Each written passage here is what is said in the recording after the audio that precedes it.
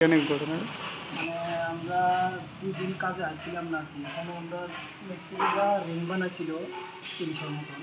তো এখান থেকে কয়েকটা আছে, বাকি সব ছেলে আমাদের ওই কাজ করার যে ঢাই আছে, ঢাই তারপরে পিন শাবল পাইপ, তারপরে আরও কত কিছু লোয়া টোয়া আসছিল, এটা অনেক কিছু চুরি হয়ে গেছে। কোন জায়গাতে চুরি হয়েছে এটা? এটা আমরা ওই প্রেস ক্লাবের ভিতরে কাজ করতেছি। কি কাজ করতে? আমরা হয়তো রোডের কাজ করতেছি, এখানে একটা লিফট হইতেছে, লিফটের কাজ করতেছি। আচ্ছা, কত টাকা জিনিসগুলো নিচে গেলে? মানে আমাদের যন্ত্রপাতি তো ম্যাক্সিমাম হইব 3-4 হাজার টাকা।